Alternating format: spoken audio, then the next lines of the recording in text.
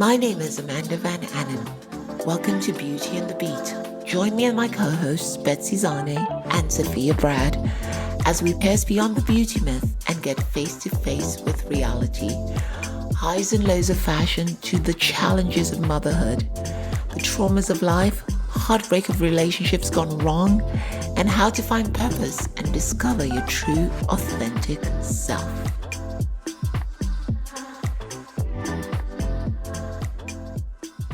Hi guys, welcome to Beauty and Beat. It's Amanda again, and today on the show, I've got a wonderful guest, Dr. Margaret Alabi. Dr. Margaret Alabi is a busy pharmacist by day, but spends her free time coaching others to reach their full potential as leaders through her agency, the Pivot Consulting Group. Margaret is a natural people's person and loves communicating and listening. She believes in always putting people first. Margaret has used these skills to found the Pivot Consulting Group. Pivot coaches clients in their personal and professional lives to take their potential to purpose. Clients learn techniques like how to become their most authentic self, how to best tell their story, and identifying what's holding them back. Margaret, welcome to Beauty and the Beat. Thank you so much for having me, Amanda. I'm so excited to be here. So we've got a lot to cover. And one thing I do at the beginning of the show is I always want to know a bit about my guests and how they got on the journey of personal development and how they got from where they were then to where they are now. Absolutely. So that is always a fun story for me to share. As you mentioned, I am a pharmacist by training, but let me share this one tidbit. I've never dispensed a pill a day in my life. So that is like the most hilarious part of my journey. I started pharmacy school because, like any good African firstborn, you do everything that your parents tell you because you're supposed to be the example. And so, you've got to do everything right. So that was my little way of rebelling. It's like, okay, great. I'll go to pharmacy school, but I'm never going to work in a pharmacy. I decided to instead work in the pharmaceutical industry. And that is where my personal development journey truly began. I was lucky enough to receive one of the most competitive postdoctoral fellowships with Rutgers and Sanofi. And it was at Sanofi that I learned what it really meant to find authenticity. And I showed up first day, bright-eyed, bushy-tailed. I had accomplished so much up to that point, and getting this fellowship was like the crowning jewel of all of my accomplishments. And everyone else that I was working with was not as excited to see me as I was to be there. They were just like, it's a regular day here, sister, like whatever. And 7 months into that postdoctoral fellowship, I found myself in a place that I'd never been in my entire life. I am quick to pivot. If something's not working, I am the chick that's going to find the nearest and quickest solution and start working that way. It was not that easy in this fellowship program. I was far away from family. I was the only one, not even a cousin or an aunt that was nearby. So 2.5-hour plane ride away from my family. I was the only person of color in my department with an advanced degree. So there were just a lot of things that made me stand out like a sore thumb. And with that being said, there weren't a lot of people that were willing to or even inclined to help me succeed in that role. Again, just given my cultural upbringing, firstborn, trying to be the best, I was a pleaser, right? So it was my aim to make the biggest impression on the leader of the department and their leader.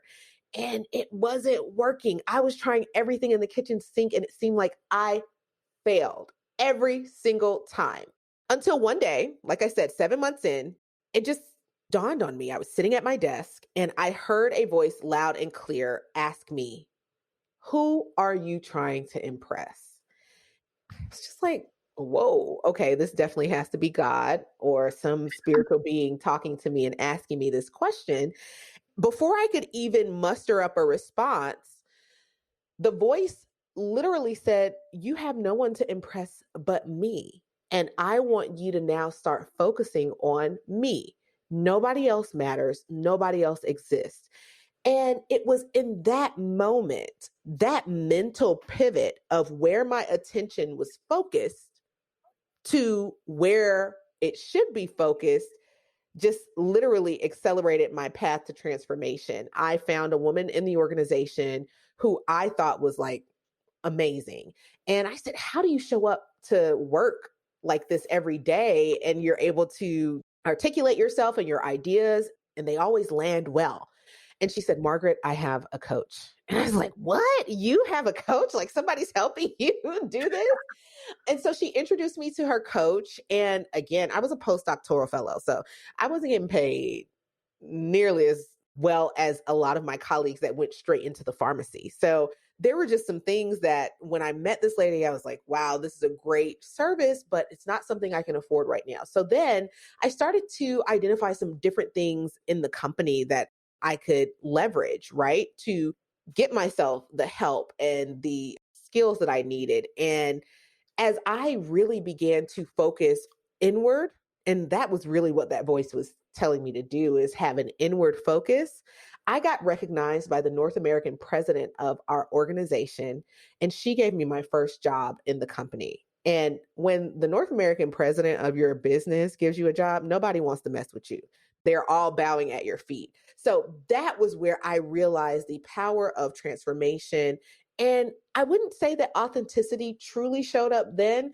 It took a couple more years for me to get comfortable with being myself again because it was rejected so harshly when I first showed up into the industry. And now, today, every role that I have, anybody that I meet, I lead with authenticity because that's what really develops and builds trust in any relationship. And it allows that person to know that okay, this person sitting across from me is not going to judge me for showing up as me. They're going to give me the grace in this moment. And we can do so much. We can accomplish so much because I'm seeing all of this person.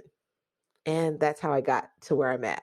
Yes, it's like really, really interesting. And it's really you went through a lot of challenges to get to where you were and where you are now. And as you were talking about that, one of the things I was thinking about is especially when it comes to work relationships and people have bad work relationships or they just hate their job, it can be a very challenging situation.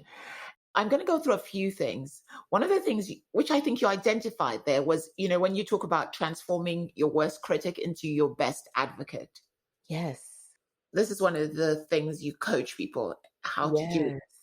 What are the steps you would say people should when they're, self-critical or they feel like it's a two-pronged question because I notice a lot of times when we feel that people are criticizing us, it's usually because we're self-critical of ourselves. Because if we applied what you said of not caring about what they think, but showing up and doing our best, we wouldn't really be doing that. So where do you think these patterns come from and how do they develop?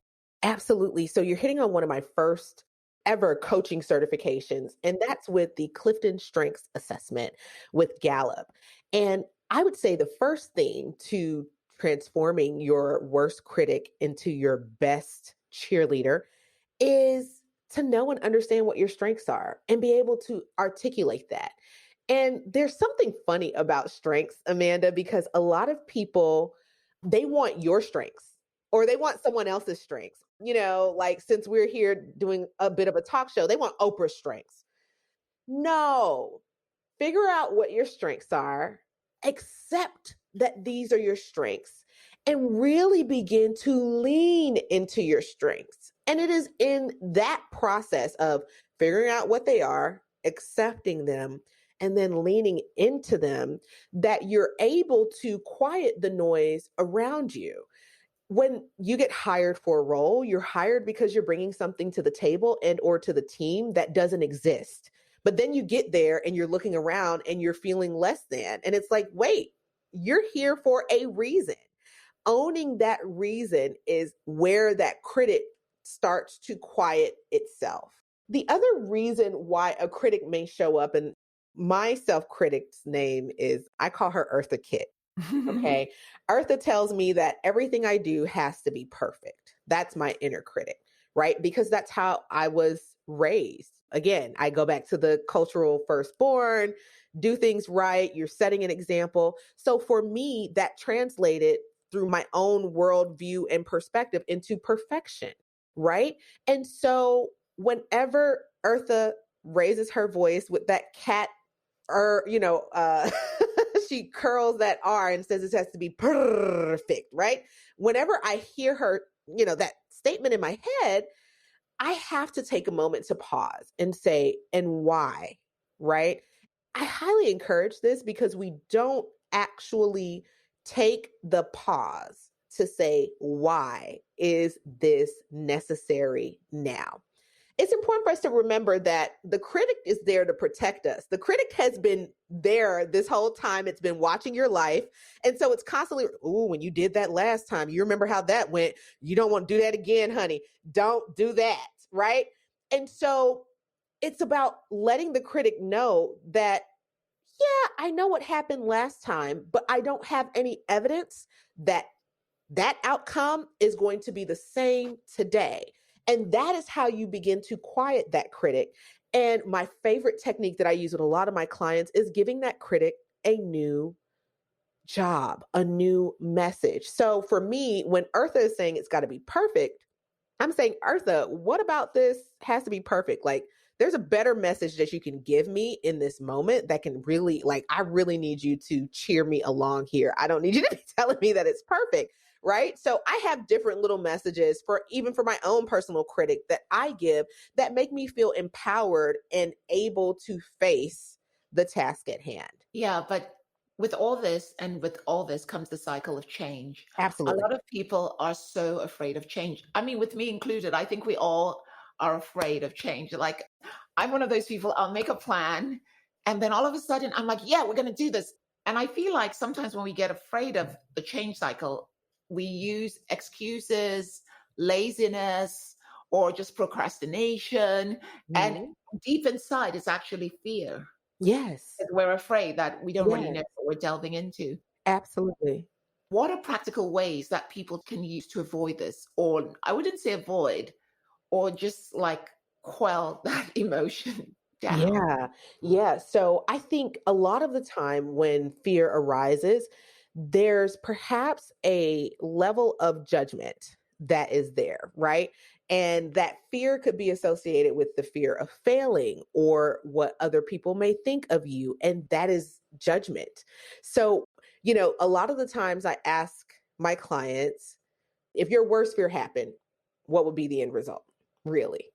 And 9 times out of 10, when we talk through these things, you find out that it's not that big of a deal, or you have perhaps given it more energy than not. So for me, my goal with clients is really to help redirect the energy because wherever your focus is, the energy will flow there.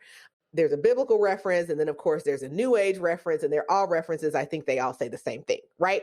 And it is as you think, therefore you are. So whatever you're constantly thinking about is what is going to turn into your reality. So the goal here is to think about what you want as opposed to things that you don't have evidence are actually going to happen. And I would say that's perhaps the most practical way is every time you have a thought about what you don't want, that's great. Don't judge that. Don't be upset with yourself about thinking about what you don't want. Now, for every don't, think about a want. So I don't want this, but I do want that.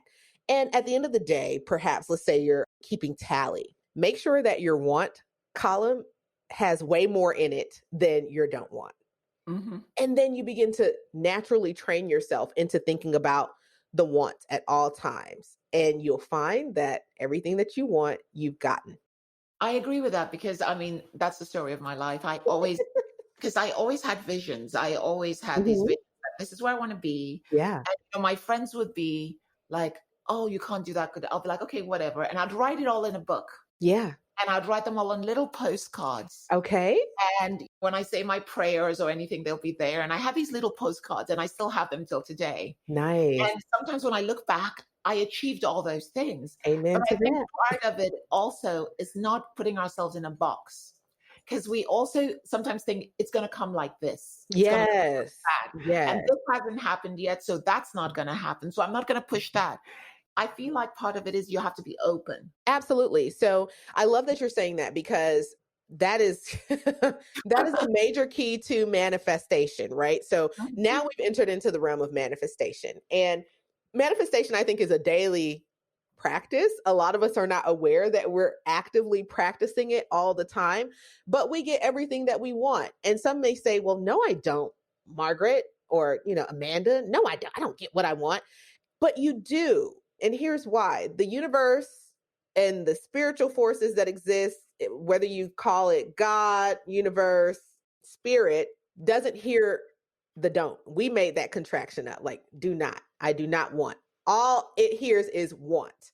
So if you're constantly talking about the things that you don't want, you're going to constantly see those things. But if you're maintaining a focus on the things that you want, you will find that those things come into being, and they can come into being as quickly as you allow yourself to be open to the many ways that it can manifest, or as slowly as you hold on to one specific way that you want to see it happen. And that is the part where I think a lot of my clients have the most fun, because we have those conversations that allow you to expand your thoughts beyond this one way. We got choices. I love music and I love listening to rappers, because I think they're like the modern day preachers. And so one of my favorite lyrics comes from Jay-Z, and he says, there's a million ways to get it. Choose one. I think people take that lyric too lightly. There's also a biblical reference to that as well. I can't think of it right now, but there are so many ways to get this thing that you want. And that is what makes being human so fun, is that we're all on a path trying to get something, and we may even be going for the same thing, but how it manifests for you is going to be totally different from how it manifests for me. And being open to that, as opposed to being bogged down, and perhaps what's feeding our fears is looking at how it's happening for everyone around us and wanting it that exact way. That's where we get ourselves into trouble. I wanted to talk about that because, the Yeah. social media thing, it's a good thing, but it's not helping people.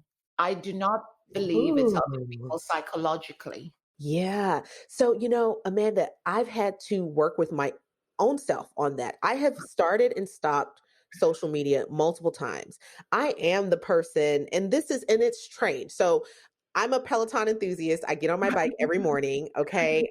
There's something to be said about consistency in training, right? Yeah. So the Yeah. same way that we train our physical bodies is the same way that we must train our minds. Sorry, audience. I love the Bible. So you're going to hear me reference the Bible a lot, because I think it's like the biggest book of everything, right? Anything and everything that you're looking for. So there's a scripture in the New Testament that talks about renewing your mind daily. And today, I believe that is associated with meditating. Meditation is an opportunity for you to stop the momentum of whatever thoughts are not serving you. That's a great way to hit the reset button so that you can start a new momentum of thoughts that are serving you and are in line with what you want. And that's a daily and should be a daily process. The other thing that I think is important for us to remember as we're thinking through this is the asking and the power of asking. So when you're looking at social media, why are you looking at it? What feelings are overwhelming you as you are perusing other people's sites? Is it a feeling of anxiety? Is it a feeling of jealousy? And let me be clear, being able to identify the feeling you are experiencing is a very powerful thing, because feeling is what brings things about in your life. So yeah, we can think good thoughts all the time, but if you don't feel good about what you're thinking about, that's also going to limit or slow the manifestation of that thing in your life. But if you're thinking something and your feelings are in line with what you're thinking, it will accelerate the manifestation of that thing in your life. So if you're looking at someone's page and they make you sick and you feel sick every single time you're looking at their page, well, guess what? You're going to be sick. But if you're looking at someone's page and you are seeing, so here's the other cool thing about being human, right? Mm-hmm. I truly believe that we are all reflections of each other. So, like, when I see it, I'm going to quote Jay-Z again. There's a Jay-Z lyric where he says, when you look at me, see yourself in me, meaning that the only thing that separates any one of us is a thought process, how we choose to think, and the feelings associated with the thoughts that we're thinking every day, right? And so the biggest thing for ladies right now is getting married. If you're single, wanting to get married, or if you want a new bag or some red bottoms, right? So you see your girl just got some new red bottoms, you looking on her page, instead of being upset with the fact that perhaps you have yet to achieve or attain that thing, there is an opportunity, and if you just follow me here, to look at that and send the thought of, wow, isn't that nice? And don't label it from there, because this is where we get into trouble. We start to throw labels on, well, that's horrible, or that's bad, or that's whatever the case may be. And then we find ourselves spiraling down, right? So keeping it very light, and then actually seeing yourself in that opportunity. Like, I could have that if I wanted that. And I think we don't do that enough. We don't do a little bit of that vision casting or allowing ourselves to imagine. We just think that our reality is what it is, and we just got to accept everything that's here. But we know better because we pray and we ask for things and we expect that those things are going to happen. So why is it any different when you're looking at things to see yourself in the position of that place where you want to be? I'm oversimplifying this because we're talking about it, but there are definitely very specific mechanisms that help you do this and do this seamlessly and integrate this into your life. I am definitely oversimplifying it for this conversation. There's the other side to the social media thing Uh-huh. of people that are also posting, and they're posting a very disingenuous life that is not even their real life. Hmm. Hmm. And why do you think they do that? And I find that is happening more and more and more.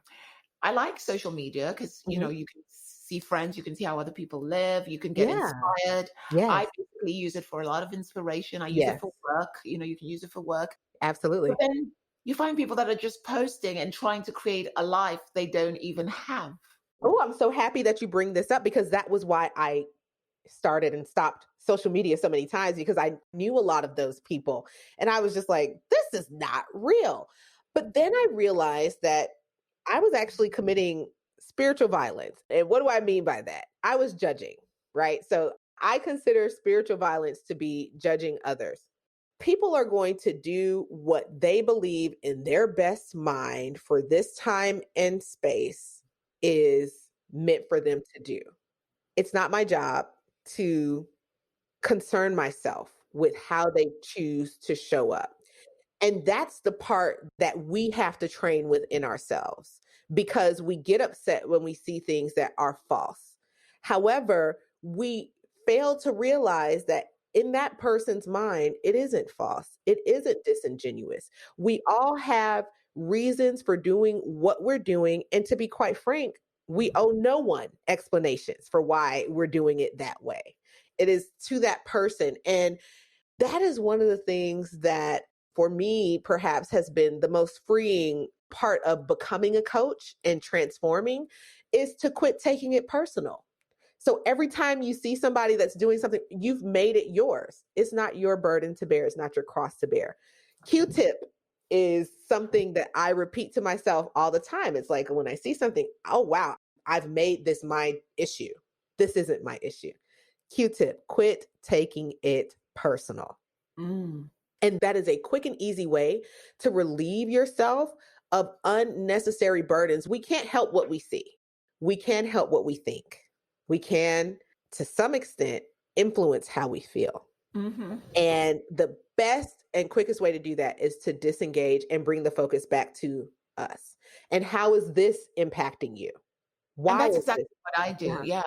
Yeah. Because, I even find that also works with friends. absolutely. There's some people you just know that, they can't be in your life because Mhm. when you're around them, they don't make you feel good Yeah. because they don't feel good about themselves. Yes. Very true. Because I used to be this person that always trying to get on with everybody. Even if I knew this person was a bit crazy, I'm still like, if I show them how nice I am and how genuine I am, they're going to be, but they still behave in a screwed up manner. And then I started to realize, like exactly what you said, I'm not responsible for their behavior. Right. The only person I am responsible for is myself, That is it. and I can choose not Mhm. to interact with that person. We don't have to Absolutely. fight. We don't have to Absolutely. have an argument. It's just that you call me today. Oh, can we do lunch? I'm like, guess what? I have a lot of work to do. I'm busy. Exactly. Yep. Yep. And that is key. So there's so many things that we take for granted, and we, again, just perhaps based on how we were raised, what our perspectives are, and the people that we've met, our various life experiences really all dictate to us how we choose to perceive what's happening. That leads me to another one of the things that I use with my coaching clients, which is just understanding energetic self perception. And that's really, really important. So I love how you described about friends, right? And understanding, well, there's certain energies that there's nothing that you can do because they don't have the awareness that perhaps they are responding in a way that is coming off as a victim level of energy where they feel like somebody is doing something to them, and or perhaps they're exhibiting energy associated with anger where they feel like in order for them to succeed it's got to be a fight, right? They're not aware that that's how they're coming off. And 9 times out of 10, the majority of the people that we interact and engage with are resonating and vacillating in a victim mode or anger. And those two modes of energy are catabolic. They eat away at you. Yeah, you can get some things done. And it's not to say it's good or bad, because guess what? Catabolic energy is good for certain things, anabolic energy is good for other things. Mhm. However, the challenge that you find or that we're running into today in today's society is that catabolic energy is not sustainable. It's only supposed to be used for short bursts of energy. Like if a dog is chasing you and your life is in danger, you need to, have some catabolic energy to get you out of there. But you're not supposed to live there. And that's why we hear the phrase so much, oh my God, I feel burned out, or this person is just so toxic. Like that's why we hear those things. And it's because we're not aware of how we're showing up and or how we are reacting. And Mm. so I love what you said because you've clearly identified a way to respond as opposed to react. Reacting takes a lot of energy out of you. And so it's no wonder that you feel drained or burned out or overwhelmed because it's just like, Jesus Christ, it takes so much to get through this. I'm here to say that it doesn't have to be like that. It does Exactly. not Exactly. have to be like that. As you're talking, what was coming to my mind was the fact that you also have to be conscious. A lot of us lose consciousness because we're Mhm, so mhm. everything's about work, about this, the kids, and we're not. It's not only being self-conscious, but conscious of our environment and how we feel moment to moment, Yes, like yes. checking in with ourselves. Yes, absolutely. And so when you understand what your energetic self perception is, you find a way to move from being super self and egocentric to a place of self mastery. And then as you increase your awareness, you get into this place of self transcendence. And that's really, really important. And again, we've been talking about it this whole conversation. It starts with what you're thinking. What you're thinking dictates how you feel. How you feel dictates how you will move, i.e., what action you're going to take. Is it going to be a reaction or is it going to be a response? And the more that you're able to understand what you're thinking, how you're feeling, the better you're able to predict and even show up and act in a way that's consistent with who you really are. Mhm. And that's really important. Exactly. Exactly, because if you don't know what you want or how you feel, how can you achieve it? And, I started realizing that in my life, certain people just did not make me feel good. Yeah. I thought they were friends, but I would notice they'd do certain things that were just kind of screwed up. And Yeah. I've let it slide and slide. And then after a while, I just realized that this person you can't be around So because is when that you're around them, you yeah, don't feel good. exactly, exactly. So it sounds like when you were operating at that level, in my coach speak, I would say that you were operating at a level 3 energy, which is a level of forgiveness where you're like, okay, I can see how this person could feel like that, right? Because you have a certain level of awareness that allows you to have that compassion, right? And when you're operating in that space of forgiveness, you're also assuming a little bit of responsibility for how the person is behaving too. But it sounds like you have totally moved out of that. I moved up and out of that. And even friends, even today, I have friends that one particular person that every time we had a conversation, all she had to say on the conversation was negative things, and Wow. not about me. It was always about And moaning, yeah. about this. And in the end, I just realized that I had to cut conversations with her. I just stopped being in touch because Yeah, every time after I came off the you phone felt with it. her, I just felt like all of a sudden life just got worse because all she had Absolutely. was everything was doom and gloom. And that's how her life showed up as well. Yeah. So there is an interesting phrase that I learned years ago, and it was like, if you complain, you will remain. So again, here comes my biblical reference, right? There's a scripture that says, in everything give thanks. That is such a powerful concept, and it's being used by everyone, people who believe in a God, people who don't believe in a God. They call it the gratitude journey, right? Or journals, like making sure that you write down a gratitude list. That is so important because the energy and the vibration associated with being thankful immediately shifts how you're feeling. So here we go again. Thought influences feeling, influences action. So when you are now feeling great, there's no way that great things can miss you because it's like, oh, okay, that's our people over there. I see all those great vibes flying off of you. I'm going to give you things that are aligned with and connected to this emotion that you're exhibiting. That's not something that we're taught. We're not taught that in school. We're definitely not encouraged to feel that way on the job, depending on what kind of industry you work in. Mhm. So it's important that we kind of take a step back and say, okay, yeah, this could be worse. If I complain about this thing, this situation is going to stay looking like this. So think about what you want. I want this thing to change. So in order for it to change, what can I not even need? Because that's a trigger word for me. I believe that we have everything we need. I believe even the people that I work with as clients have all their answers. My job is just to ask thought provoking questions that help them to identify the multiple ways, as Uncle Jay-Z said, to get it, right? So, what can I do right now in this moment to change my own thoughts and feelings about this situation? And what Mhm. you will find is that things will change for you. Similarly to what you said, I remember I was working in a role that I was not thrilled about. I was just like, this sucks, right? Like, it is the worst. How did I get here? Like, who signed me up for this? I cannot believe I signed up for this job. And then I remembered, oh my gosh, Margaret, if you keep complaining, you are going to be stuck here.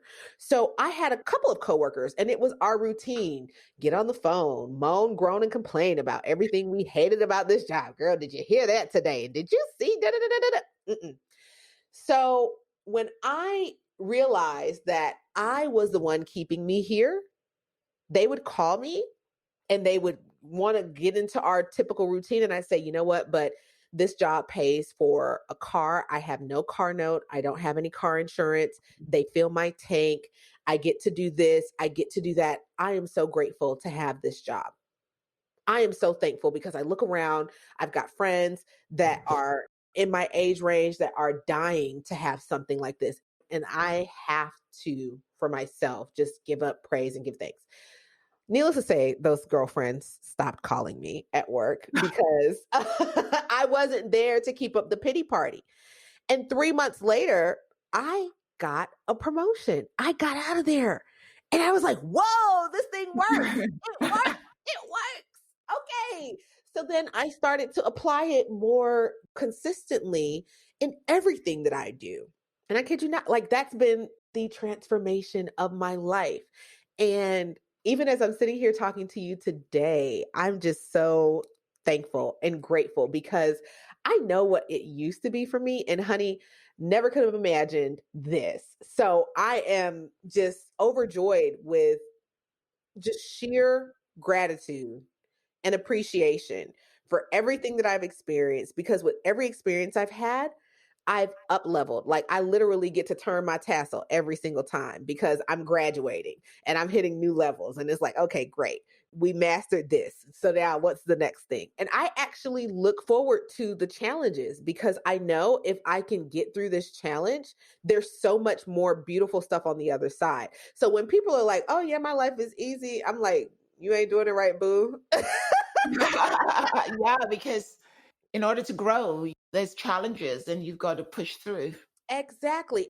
I want to also make it clear that challenges don't have to be struggles. And actually, using the word challenge on my daytime job, I call them opportunities. I actually don't call Mhm. them challenges because Challenge. they're opportunities for growth. And it may seem challenging because there's a little bit of pain there.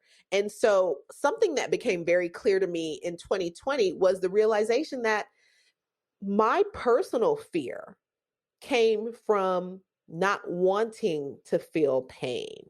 So to bring our conversation back full circle, you asked about, well, a lot of times you don't want to do things because of the fear. It is because of the projected thought of pain. But here's something that's really interesting, and you may appreciate this. One of my Ghanaian friends actually told me this. He said, Margaret, you cannot pray for rain and not expect mud. True. When he shared that proverb with me, I now translated it to growth and growing pains. When you Mhm. grow, the pain is inevitable, but suffering is optional. The fear is associated with suffering, but you don't have to suffer. You don't. You get to choose suffering, or you can choose to get through the pain. And here comes my Bible reference again. Suffering only, or it says suffering in the Bible, but I would translate it to pain only lasts but for a night, meaning that the pain associated with your growth is short lived. We're the ones that stretch the pain out because it's like, oh my God, we get into the complaining. Oh my God, I can't believe I have to. Oh. And it's like, yeah, I hear you. And it's okay. It's expected. It's totally understandable that you're feeling this pain. But in the grand scheme of things, how much of an impact is it really having on you? Or are you giving it your energy and expanding the impact of this short lived pain? When I personally was able to grasp that message, girl, my life took off. It's just like, okay, great. Let's eat it up. I eat pain for breakfast. Let's go. I can laugh in this fight. Let's go. So that said, let's talk about authenticity because I feel like all this is building up to the question of authenticity and people finding out their true identity or, Yes. exploring that. Absolutely. So, authenticity is, wow, it is such a beautiful thing. And we start off authentic and then we begin to pick up all of these labels and garbs. It's like trying on other people's clothes, right? You're like, oh, let me try on that shirt and I'll take those shoes and all of these other things when you came into the world with the best outfit on for you.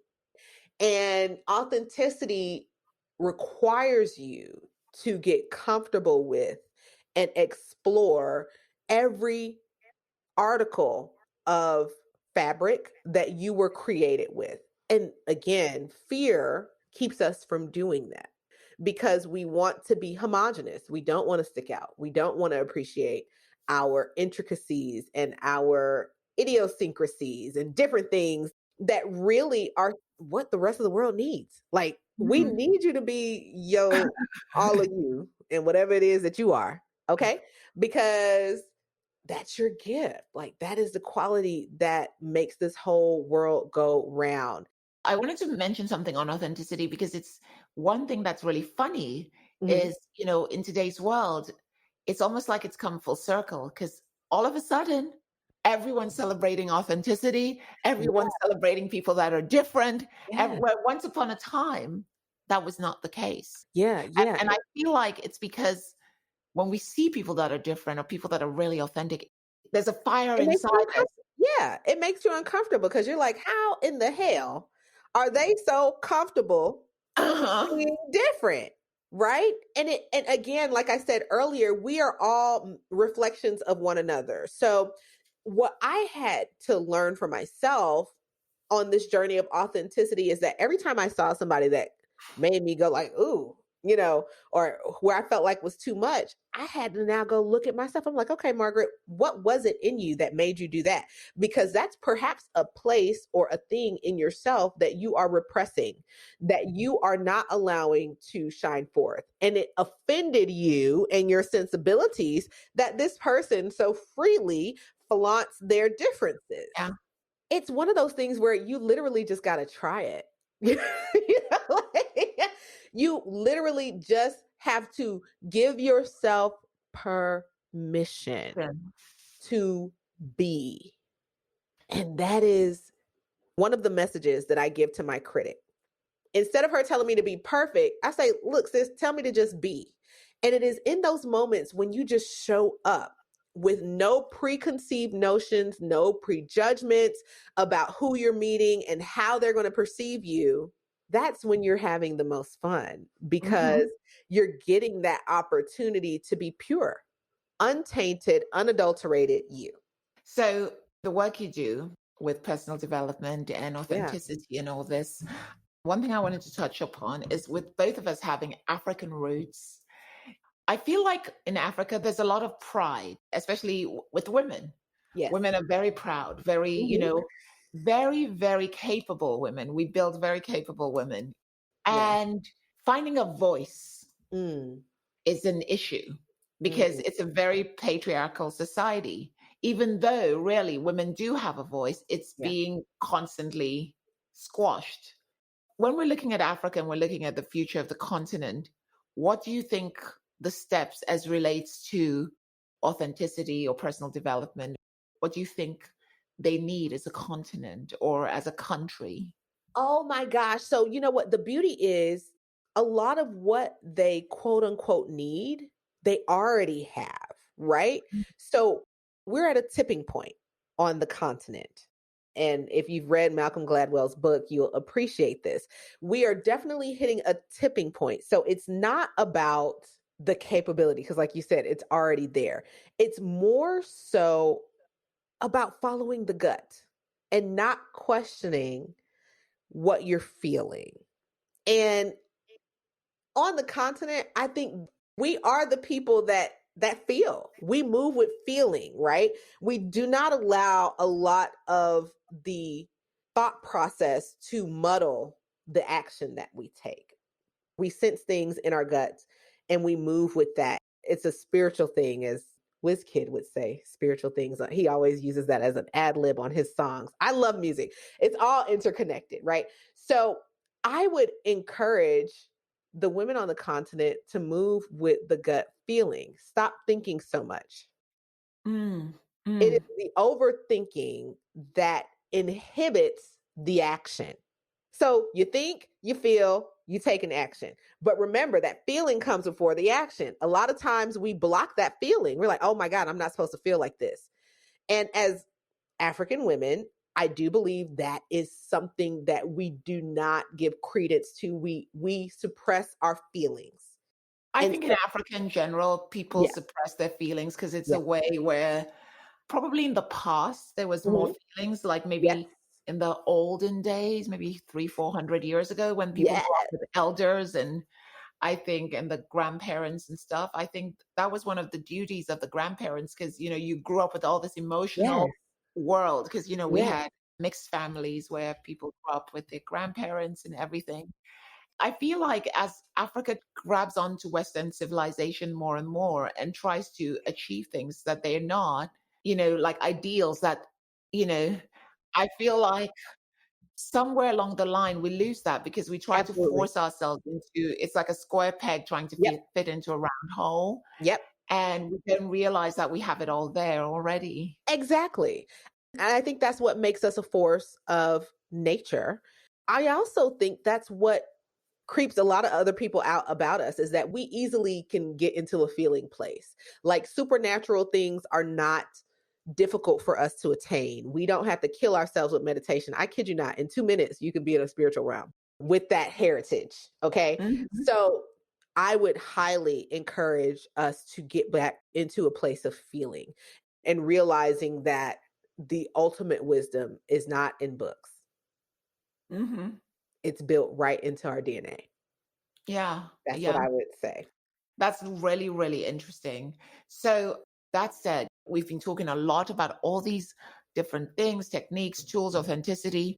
If someone was listening right now and they're in a place, especially with what's going on with COVID and everything, a Mhm, place of fear, a place of indecision, a mhm. place of just not knowing what's going to happen, could you give me a few simple steps they could take? Yes, absolutely.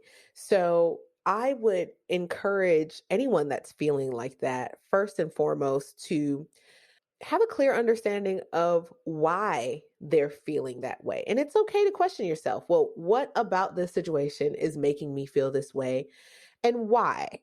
And once you've identified the what and the why, I would now guide you to think about, well, what do you want to see as opposed to what you're seeing now? And how would things be different if what you wanted were in place? This is what I call a self soothing mechanism. There's no evidence to prove that what you want will come to pass, per se. However, giving your mind the opportunity to imagine something better actually relieves and decreases those feelings of anxiety, those feelings of terror that are perhaps gripping and keeping you playing in a very small space from fear. Once you're able to shift that mind, it'll allow you to move into a place of choice as opposed to little to no choice.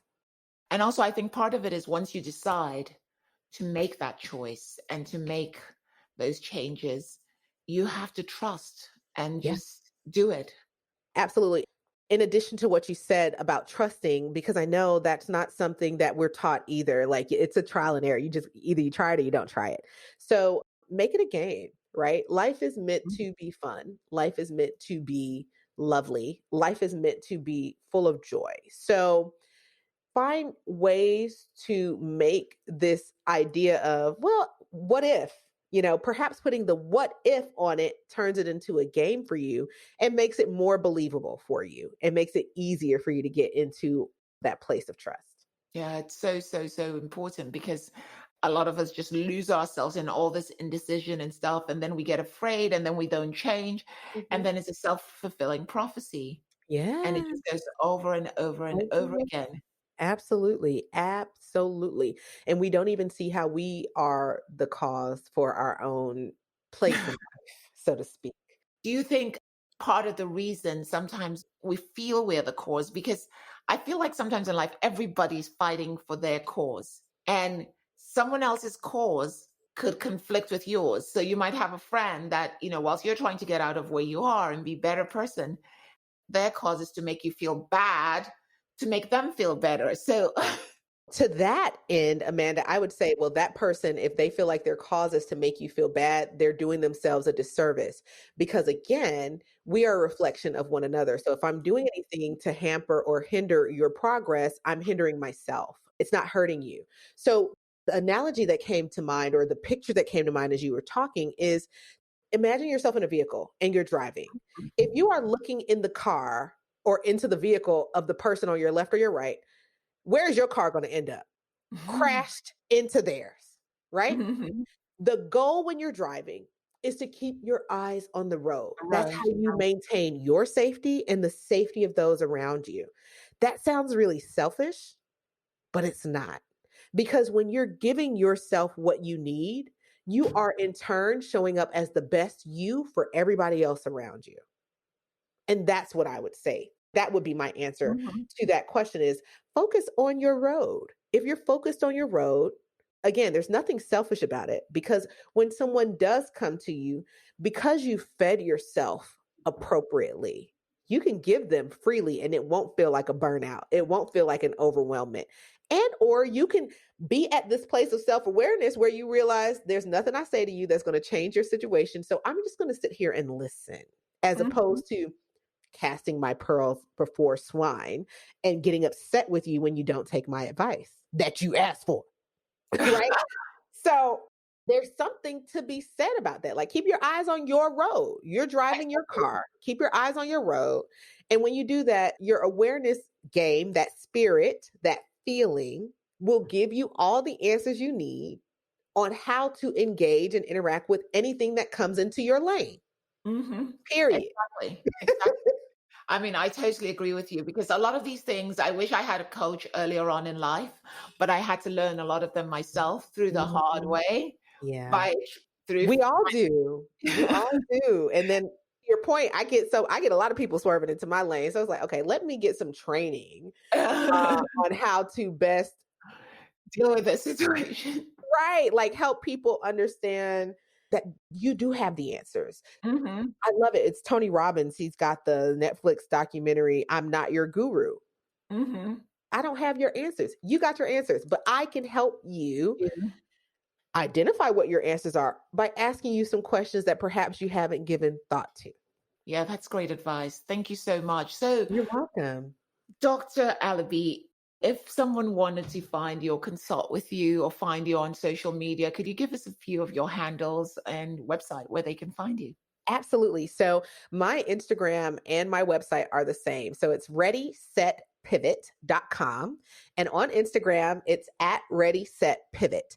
So please reach out to me on either one of those. And I believe on in my bio, there is a link where you can actually set up a 15-minute discovery call where we can just really talk, right? And just get an Mhm. understanding of where you're at and if coaching is right for you. Yeah, yeah. So you heard that? You know where to find a ready, set, pivot. Yes. That's I like that. Ready, set, pivot. So if Yeah. you're ready to pivot and ready to change your life, ladies and gentlemen, you know where to find Dr. Alabi. So Dr. Alabi, thank you so much for coming on Beauty and the Bead to give us all your wisdom, insights, and just profound knowledge. Thank you so much for having me, Amanda. It has truly been a pleasure. It's been a pleasure here too.